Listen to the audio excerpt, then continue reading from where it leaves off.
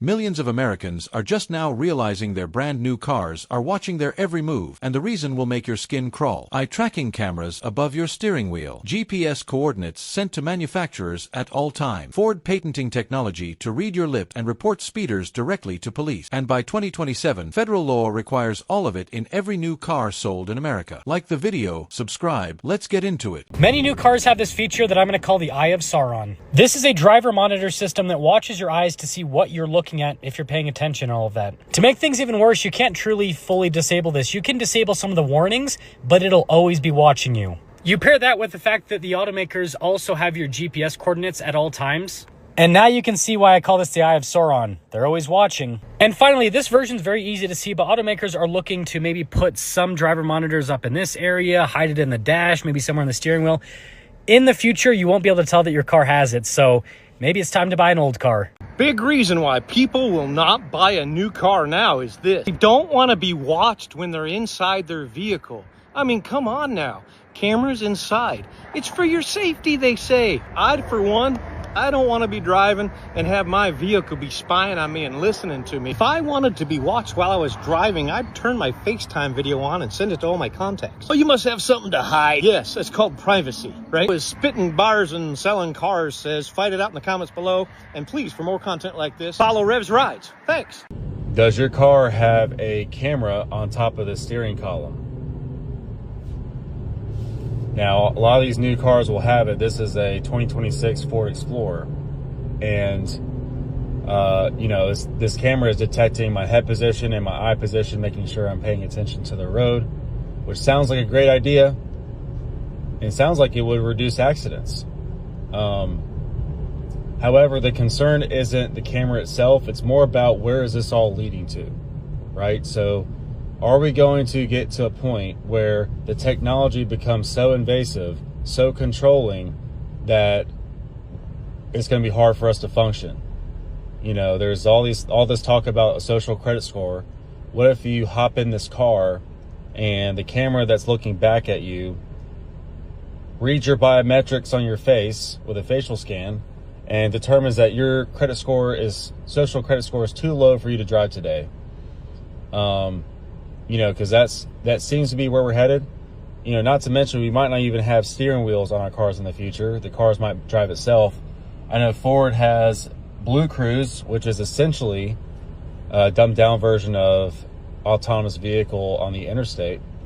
So, you know, the concern is, where is this all headed? Am I being paranoid, or is this something you guys are concerned with as well? So your vehicles will now be spying on you, and not just spying on you with video and audio surveillance, but they're going to be sending out information to local police departments. They're going to be sending out information to your car insurance company, telling them how fast you drive, how fast you go around corners, or how often you hit the brakes heavily so that they can raise the rates of your insurance. And if you don't believe that, here's just a few proofs. In 2021, the U.S. government passed legislation that by 2027, all of this information, all of this technology must be in all vehicles sold in America. And as you can see over here, it is already being done. It's already being implemented. Folks, you're now being spied on by your own car. Welcome to America. Late stage capitalism at its finest. And you know how these companies are working together? Because they're all owned by the same three companies. The car companies and the insurance companies and the tech companies are all owned by BlackRock, State Street, and Vanguard. You're welcome. Okay, hold on a second. You're telling me all the new vehicles are going to have all kinds of crazy sensors in them, more so than they even have now. Like this little thing here, this is a sensor, okay? And there's sensors all over, but there's going to be face scanning sensors. They're going to make sure your eyeballs are looking straight. I remember a guy was renting a car somewhere in Ohio, I believe, and it was a brand new vehicle. And when he was looking left and right, it would start beeping and tell him, you got to look straight, dude. But here's the crazy part. You may think you'll be able to just drive a 1965 Chevy Corvair without any electronics, literally other than a battery. Like there's no sensors, nothing going on in here, flat six, nothing crazy, no sensors. They already thought of this. What happens if people go and drive their the antique vintage vehicles that last 1,000,000 miles and you can just fix them with a toolbox. And they figured out how to do it with this right here, the gas. Of course, officially, they're putting E15, 15% ethanol and more in vehicles because they want to make it more green and be less of an impact on the environment. But it just so happens that ethanol is a solvent and it corrodes the gaskets and different rubber parts of the seals and whatnot of all the freaking internal components of your vehicle. And so what that means is prematurely parts will be going and then you'll be SOL and need to buy a new vehicle. Now, I'm not saying that's the plan, but if it was, what would they be doing differently? And don't even get me started on the diesel exhaust fluid, which we know is a strange situation, which has to do with emissions. But with the emission system on a diesel, if you have that going, you burn 20 to 30% more fuel. It's less fuel efficient. And your engine doesn't last nearly as long. So what's the big idea? But what's more efficient? An engine that lasts 40, 50, 60, that's a 65 Corvair, dude. We're talking 60 years old. But it doesn't have the new emissions requirements. But is it long-term more efficient because it lasts so long? Let me know your thoughts in the comments below and follow for more. Guys, we got our first 2027 Ford and I am freaked out. I was recording videos like I normally do and then I noticed this. What is that? They're watching us, guys. They're watching us. It's over. We're not going to be able to drive our vehicles anymore. Guys. All right, if you drive a newer vehicle and it has this little thing, that is an infrared camera that is scanning your face while you're driving down the road to make sure that you're paying attention. 2026 GMC Yukon. This one has 4 miles on the odometer. And I just finished replacing the factory windshield. I've made videos talking about these driver monitors and how it's constantly watching you when you drive the car, but there is something that's very creepy about them. In real life, this is all that you see, is this kind of little black rectangle above the steering wheel. But if you have the right frame rate set on your camera, you can see the 2 red dots that are tracking your eyes. So you have these invisible red eyes that are constantly staring at you. Now, I'm no theorist, but don't you think it's a little bit strange at the same time that they announce 2027 new vehicles are going to be scanning your eyeballs off with AI, and there's going to be sensors in the steering wheel, and you got to put both your hands on the wheel at the same time. This is already happening in the UK, otherwise your car will shut off. Don't you think it's a little bit strange that while that's happening, a spontaneous oil shortage is happening, which is making them add more ethanol, or this is the excuse to add more ethanol to the gas, which is horrible for old engines. And then all these junkyards are burning up. Have you not heard? There's been like a bunch of big giant junkyards that have caught on fire randomly. So all the parts, all the old parts for the old cars burning up. The new gas could significantly shorten the lifespan of the old vehicles that are on the road. So all the people who said, you know, I'm just going to keep driving my 1990, whatever. Like, I agree. That's cool. But you're going to have to figure out how to get ethanol out of the freaking gas. Otherwise, it's going to prematurely gimp your engine.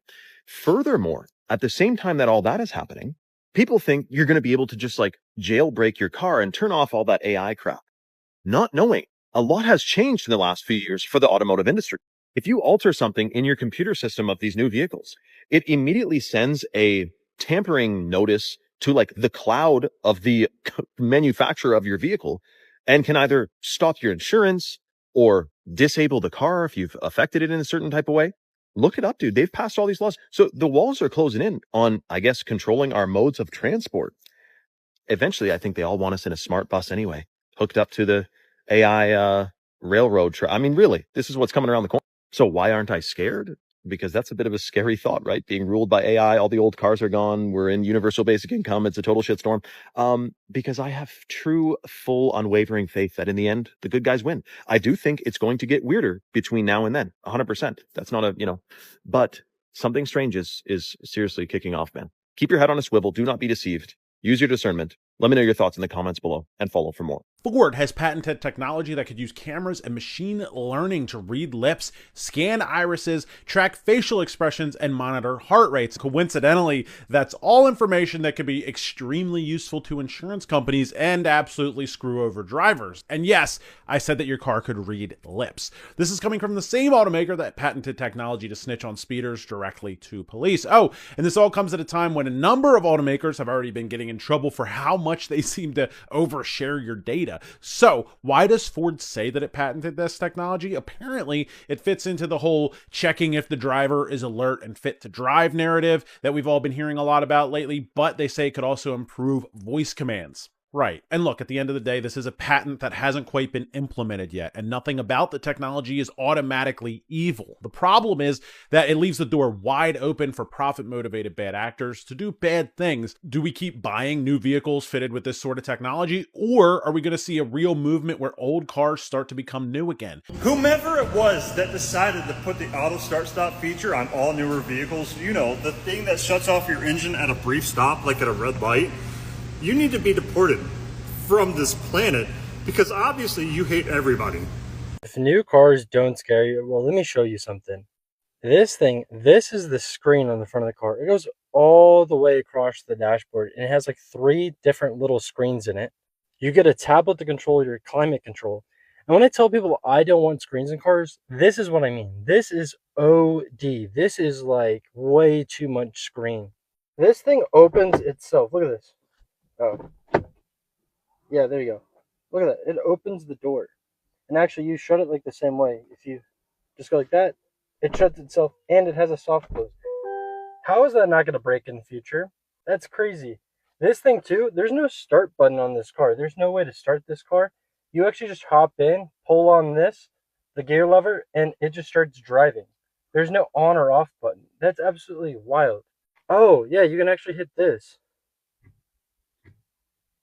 Oh, slide. Okay, slide. Now the door opens. Okay. And then I was doing it wrong. Now you close it. Now you do it like that. Sorry, I did it wrong for you guys the first time. My bad. My gosh, when you actually have to read the owner's manual on how to operate a door on a car, that's wild work.